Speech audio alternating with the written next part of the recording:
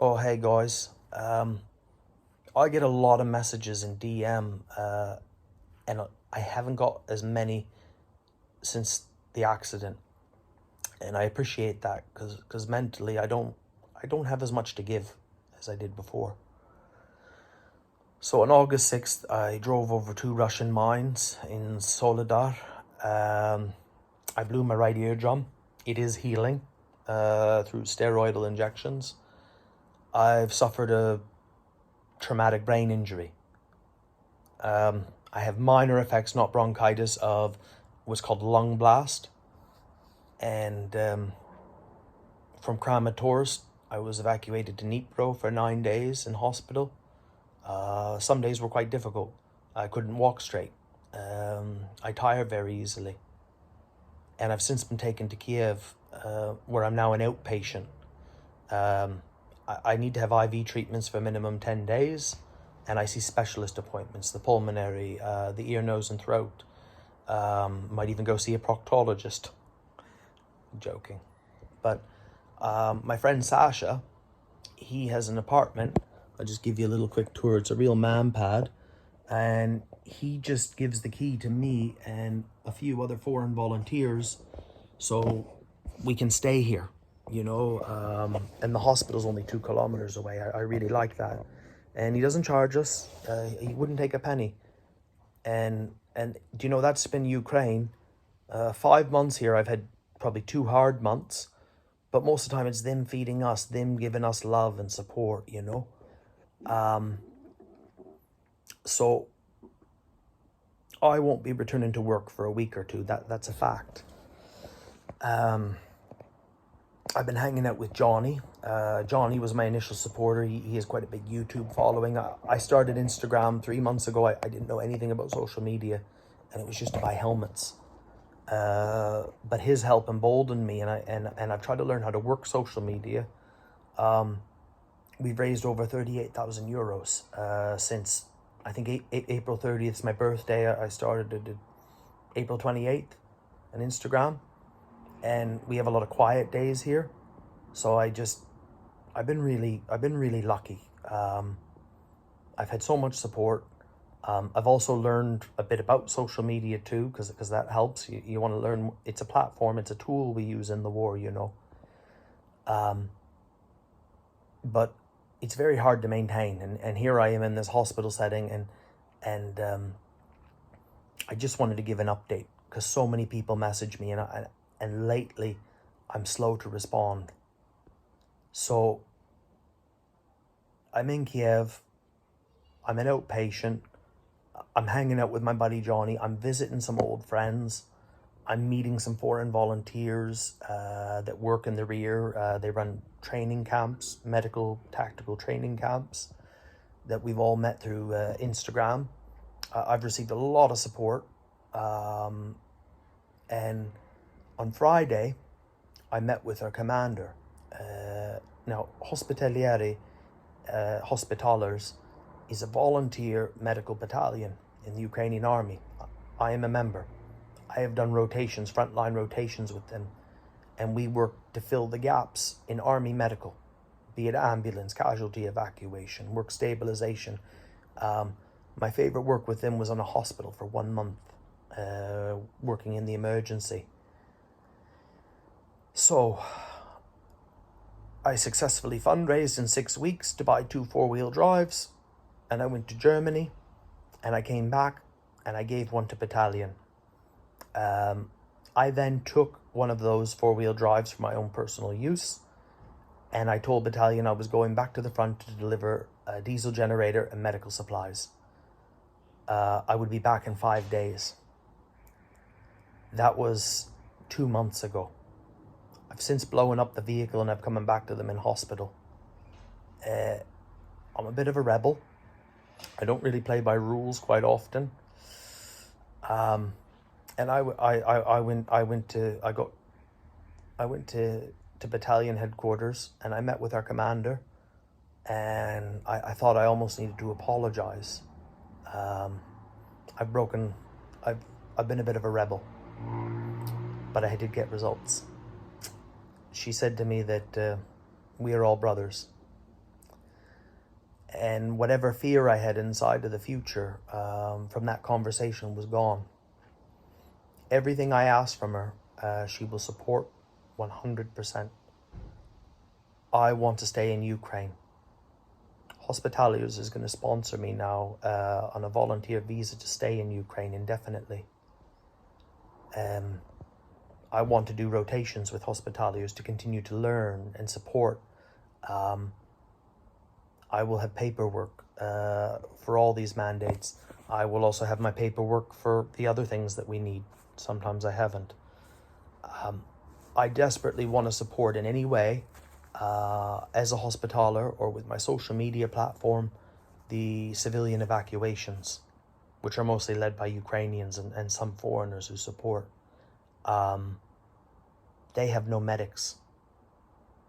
I had one of the best vehicles there, and I'm a tccc medic with experience. I was the most qualified medical professional. Sure, I was able to do a few bandages, a bit of first aid, but the people who do this, they have nothing. Hospitaliers can now organize maybe 5-day training programs, so all the people I work with can have some of these skills, to supply them with IFAKs, emergency first aid kits, that they would know how to do this. So that's going to happen. They've loaned me a vehicle. One of the vehicles I fundraised for them, they've loaned it to me. So I'm not going to leave Kiev for a week or two, but I will need to get my own vehicle again. And there's an American man who's offered to help significantly with that. But I have all the love and support here. I've also talked to Yana about long term. I've spent 4 out of my 5 months in Ukraine on the front, or within 10 kilometers of the front, 20 kilometers of the front. If I'm to stay here long term, and I believe this war is going to be long term, I need to do some time in the rear. But what can I do? Well, I'm going to study, probably in late autumn, we'll see. I'm going to get my EMT qualification for prolonged medical care, emergency medical technician. And what a better way with hospitaliers, with people who have experience, doctors, paramedics. We've got surgeons, dentists, but all these people who really care, and people who will help me and mentor me. And I can do my studies and all my practical and theory. And then I can go to America on the cheap. It's your donations that pay for my life now. My money's gone. But I can do a 2-week testing period, and I can get my legal qualification. And from there on, I don't know all the details, but I can get through online and through different ways. There's organizations. I can get further qualifications for like pharmacology. And I can just continue the learning process. I want to do that. And I want to be operational, and I want to be the most effective I can be.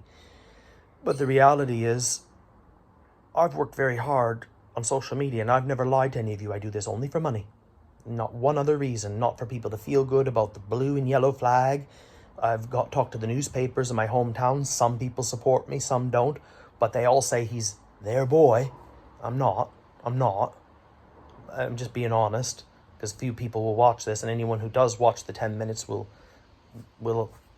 have respect for context.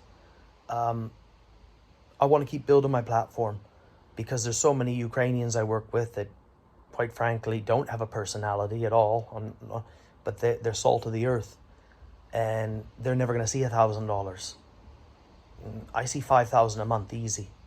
I've spent it all on Ukraine except for chocolate and cigarettes. I have, but I want to keep growing that, and you know, they need help too, because they only speak Ukrainian and Russian. And the problem is, even organizations here like Hospitaliers, I want to help with that. Help, if I can, develop foreign relations. If you speak Ukrainian or Russian, you get Ukrainian support. But if you speak English, you get world support. Support is dying for Ukraine, but there still remains diehards. Maybe that's why my hometown doesn't care, because it takes a special person. I get more support from Sweden, where I only lived for 2 years. I get very little from the UK, where I lived for 15 years. It is what it is.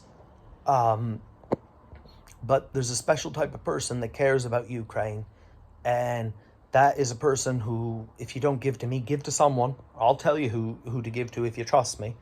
That's probably even better. If you don't want to support me, then PayPal and other people don't take as much fees.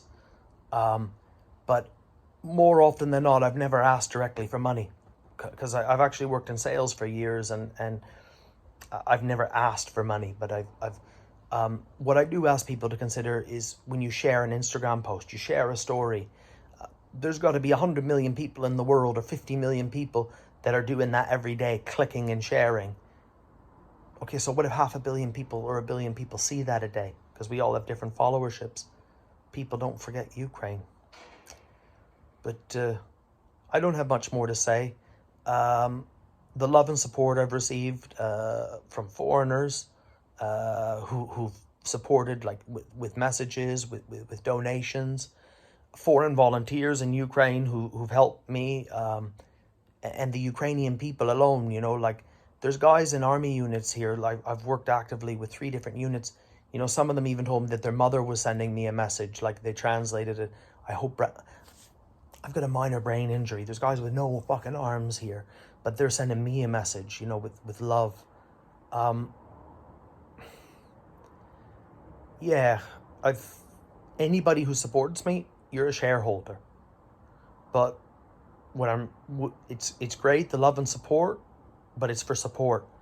But when I get the love and support from Ukrainians, it's a different level. It's on a different stratosphere. So Hospitaliers is sponsoring me to stay. We'll continue with operational work. And tomorrow, 1+1 network, which is, I guess, a big TV network here, they want to interview me for a talk show. So I'm going to talk about Hospitaliers. I'm going to talk about foreign volunteers here and some of the good things we've done and the problems we've had here, and talk about civilian evacuations. And I'm going to talk about babushkas and sabachkas, because I think that's why they want me on there. Who doesn't like grandmas and dogs? But I'll leave it there, and I just want to say thanks for everyone. I don't know where it's going to go, but I'm not going anywhere. So thanks for everyone that's asked about me. If anybody ever sends a message on Instagram, a DM, I really like that, because I don't send them out as much as I used to, because I don't have the energy. But I would love if you send me a message. I will always reply. All my love.